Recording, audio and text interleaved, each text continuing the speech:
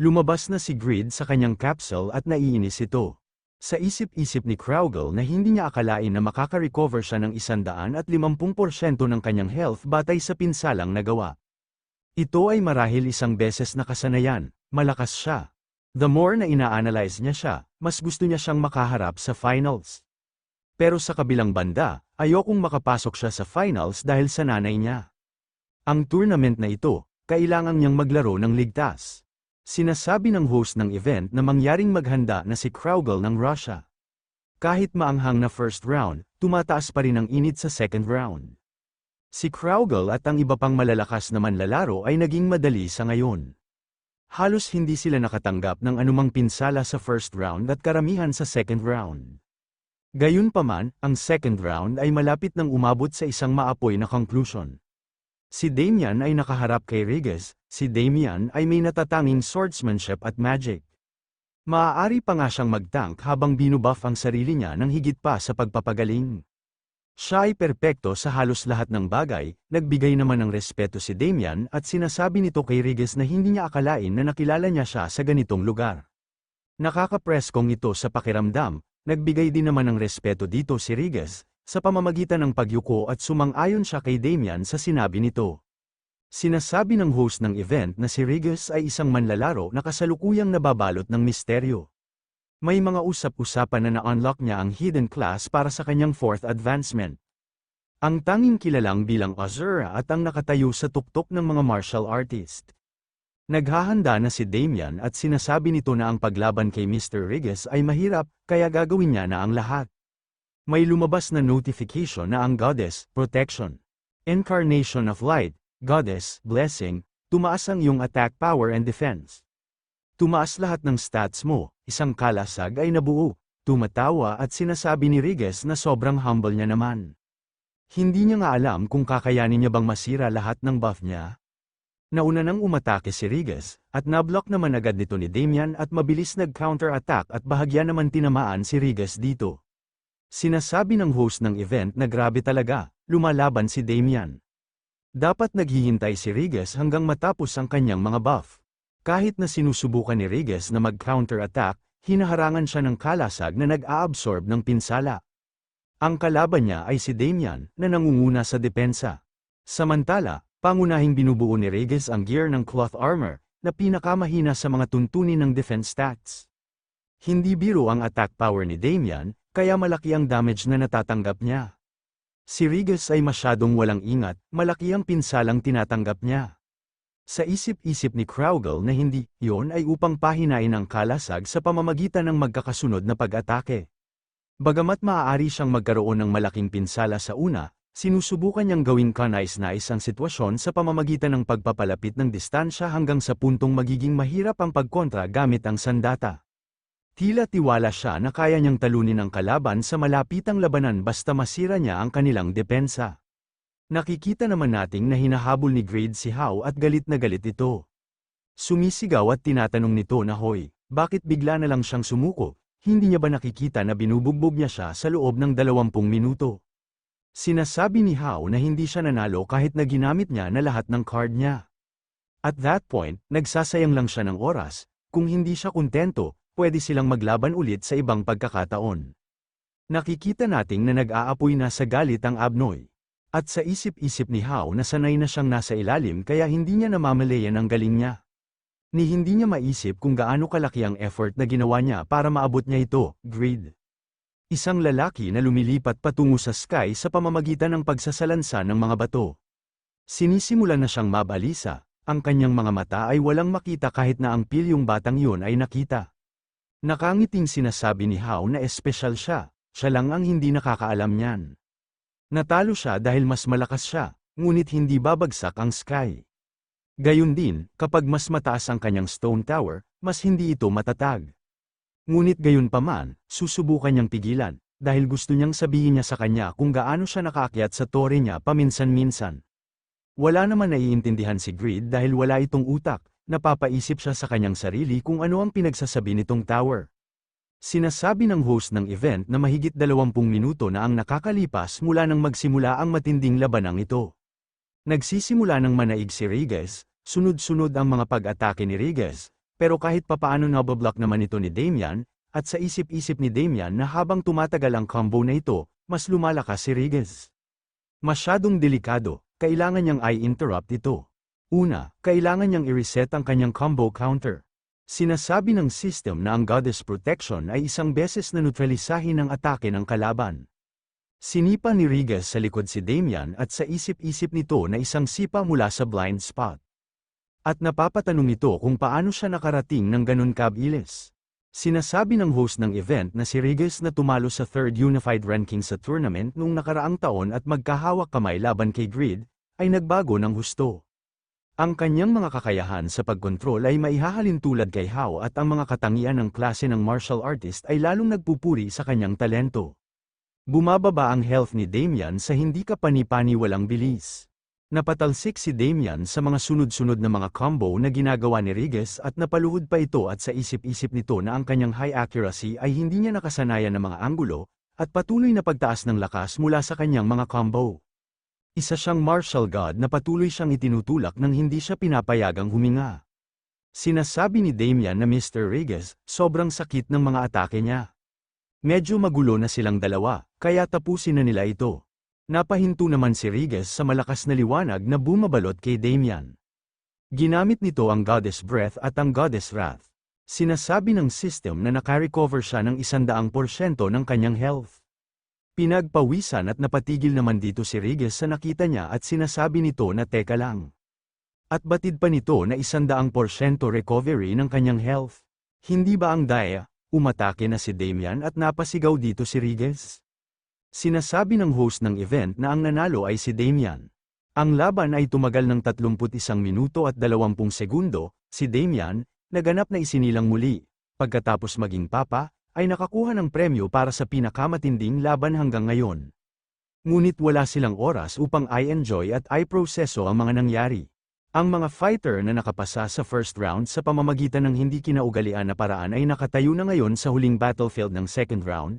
Ang humahamon na nakatayo sa harap ni Grid ay si Chris, na tinalo si Suron, mas pinagtutuunan niya ng pansin ang kanyang lakas kaysa sa kanyang stamina, kaya ang kanyang health ay negatibong naapektuhan, ngunit bilang isang resulta nito, ang kanyang kapangyarihan sa pag-atake ay umabot na sa tuktok nito. Sinasabi ni Grid na kahit ang gumawa ay gumagamit ng +8, at hindi niya akalain na ang isang nakatanggap nito ay gumagamit ng +9. Mukhang maswerte siya. Sinasabi ni Chris na ito ang nagagawa ng lakas ng pera. Wala ba siyang sponsorship, dapat ay ginamit niya ito upang mapahusay ang kanyang gear. O kaya iniisip niya na harapin siya gamit ang manipis na espada na gamit niya. Sinasabi ni Grid na sinong nagsabing na hindi niya magagawa. Marahil ito ay dahil mayroon siyang pangalan, ngunit nakamit ko ang +8 pagkatapos ng daan-daang pagsubok. Sa isip-isip ni Grid na ito ay maaaring hindi mas mahina kaysa sa Grid Greatsword, ngunit masamang gamitin ng Yerot, na nagawa niyang gumawa ng +9 bago magsimula ang tournament. Ang isang Grid Greatsword na may +9 ay dapat magkaroon ng higit sa 2,500 na attack power. At kung makakatama siya ng 3 chain attack, tataas ang damage output. Kahit 3-layer ang gamit niya, sobrang sakit, hindi siya makakapagtrabaho sa belt.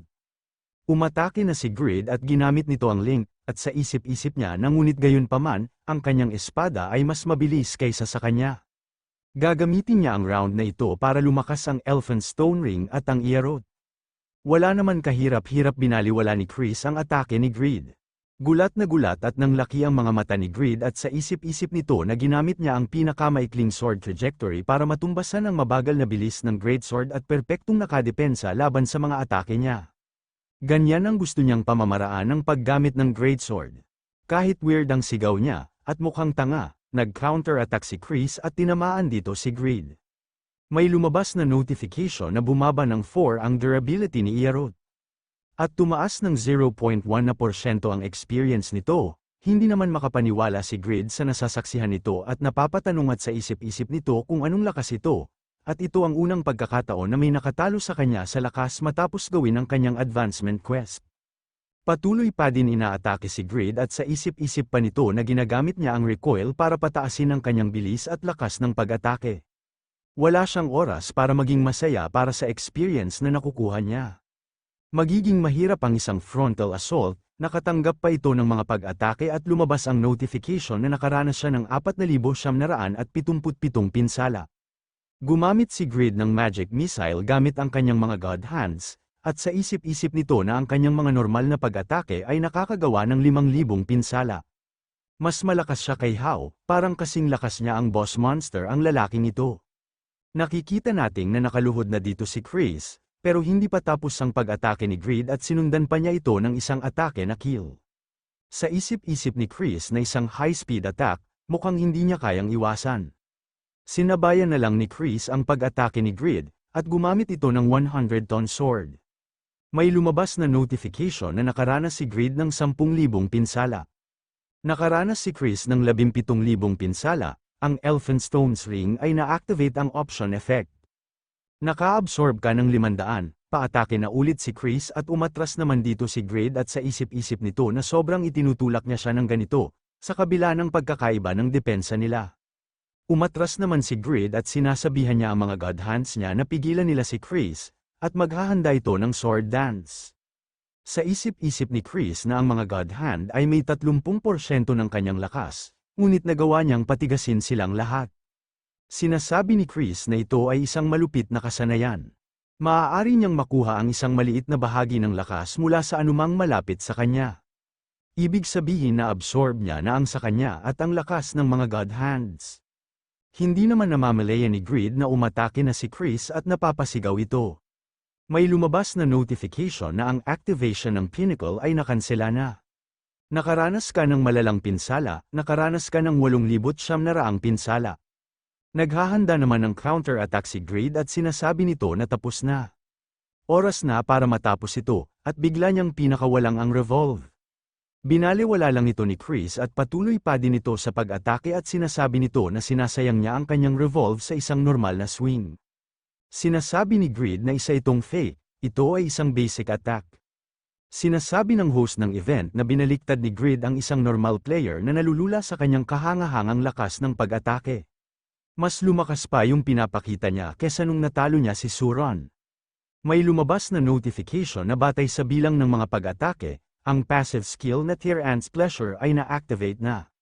Sinasabi ng host ng event na si Grid ay nasa panganib. Bigla na lang na-block ni Grid ang pag-atake ni Chris, at sinasabi nito na naiintindihan niya na, kaya huminto na siya sa paghindayog. Gulat na gulat at hindi makapaniwala si Chris na na-counter niya ang pressure ng Tyrant. At napaatras niya siya, pasugad na si Grid at sinasabi nito na ikinalulungkot niyang sabihin sa kanya, ngunit ang failure ay ang pinakamalakas. +9 failure, ang max attack power nito ay nasa 3,682 sinasabi ng host ng event na nilabas ni Grid ang kanyang greatsword. Dahan-dahan nangunguna na si Grid, sa isip-isip ni Crowgle na alam niya na hindi biro ang lakas ni Grid, pero hindi niya akalain na itutulak niya ng malakas si Chris. The more na lumalabas siya, ang daming sides niya ang naisa publiko. Si Agnes ay lumalakas pa rin sa isang hindi kapani-pani walang lugar. Baka si Grid na ang makakontra sa kanya, baka kumpletuhin muna ni Grid ang Punish Ball Contractor Quest. Sa isip-isip ni Chris na dahil hindi siya perpekto bilang Crowgle, nag-focus lang siya sa attack power. Naisip niya na nagpapasalamat siya sa Tyrant at Grid Greatsword na sa wakas ay nakamit niya na ang kanyang layunin. Sinasabi ni Chris na base sa salpukan nila, mukhang mas malakas pa sa Greatsword na binigay niya sa kanya. Hindi, parang yan ang pinakamalakas. Ngunit ito ay tinatawag na failure. Sinasabi ni Grid na ang Grid Greatsword ay batay dito. Upang maging higit pang mas tumpak, yung binigay niya sa kanya parang mass-produced version nito. Nabigla naman si Chris at napahinto, at sinasabi nito na isang mass-produced. Kaya pala ganyan ang reaksyon niya noon dahil nagtataka sila kung bakit siya nag+9 sa isang basura. Sinasabi ni Grid na parang nagkakamali siya sa isang bagay. Hindi ito basura. Ang bagay na yon ay may mas mahusay na mga pagpipilian. Ang item na ito ay mayroon lamang mataas na lakas ng pag-atake. Sa isip-isip ni Chris na nawala na ang advantage niya sa Greatsword. Ang susunod na siguro ang huling atake niya, sumisigaw at paatake na si Chris at sinasabi nito na ang tanging bagay na mahalaga sa isang failure ay ang lakas ng pag-atake. Anong klaseng Greatsword yan? Scammer siya. Sa isip-isip ni Chris na ibibigay niya na ang lahat ng mayroon siya. Binlock ni Grid ang papalapit na atake, at sa isip-isip nito na ito ay tinatawag na failure dahil walang makakagamit nito. Ngunit marahil itong item na ito ay maaaring masira na sa 1 taon. Siyempre, by that time, mas maganda pa siguro ang gamit niya. Patuloy siyang lumakas para makaahon pa siya ng mas mataas. Umatake na ulit si Greed at ginamit nito ang linked heal. Sa isip-isip ni Chris na isang stabang teknik na may kahanga-hangang hangarin pumatay. Hindi niya ito maiiwasan, dapat niyang basagin ito mula sa harapan. Umatake na ulit si Chris at sinasabi nito na madurage na siya. Sinasabi ng host ng event na isang kahanga-hangang sagupaan sa pagitan ng Destruction Warrior at Linked Kill. Ito ay isang sagupaan sa pagitan ng mga pag-atake na mahirap sukatin. Gumawa ng pangalawang atake si Chris at ginamit nito ang 200-ton sword. Inutusan ni Greed ang mga God Hands para atakihin si Chris. Umatake ulit si Chris at gumamit ito ng 300-ton sword. Lumabas ang notification na bumaba ng 20 ang durability ng failure. Hindi makapaniwala si Greed at sa isip-isip nito na grabe ang lalaking ito. Anong klaseng destructive power ito? Huwag niyang sabihin na ibablock din niya yung pang-apat na atake niya. Sa isip-isip ni Chris na kahit ang lakas niya ay hindi pa sapat. Alam niya sa sarili niya na hindi ito ang kalaban na maaari niyang ipanalo, pero ngayon nakikita niya na ang tuktok ng bundok. Kaya niya itong akyatin, tumatawa at sa isip-isip nito na hayaan niyang ipakita niya sa kanya kung nasaan na siya ngayon. Gumamit ulit si Chris ng Ton Sword, pero sa ngayon, ito ay umabot na sa 1,000-ton sword. Sobrang lakas ng ginawang pag-atake ni Chris, halos mawasak na ang stage sa kanyang atake. At may lumabas na notification na si Greed ay nakakaranas ng 25,900 pinsala. Gulat na gulat at hindi makapaniwala si Greed at sa isip-isip nito na isang pag-atake na may kakayahang masira ang legendary skill na kill. Kahanga-hanga ang ultimate ng isang third advancement class. Sa isip-isip ni Chris na nagpapasalamat siya dahil sa synergy ng conditional passive skill defense penetration ng Destruction Warrior, at sa Tyrant Eyes na nadadagdagan ng pinsala, kumpara sa depensa ng target. Pasugad na si Greed at sinasabi nito na kung naka-chain siya ng 3 atake, natalo na sana siya. Ito ay sobrang intense, tingnan nila kung sino ang unang babagsak. Sinasabi ng host ng event na si Chris ay bumagsak, nagtaka naman dito si Greed at napahinto. Nagbuntong hininga ito at sinasabi na natalo siya ng mga God Hands. Dapat nagpigil siya at hinayaan niya siyang saktan siya ng isang beses. Humihingi naman ng paumanhin si Chris at sinasabi nito na sa susunod, susubukan niyang magpigil pa ng kaunti, sa susunod huwag na siyang magpasalamat, huwag niya na siyang lapitan, sobra-sobra na ang paglaban sa'yo. Sinasabi ng host ng event na ang nanalo ay si Greed, kakaharapin niya si Damian sa 3rd round.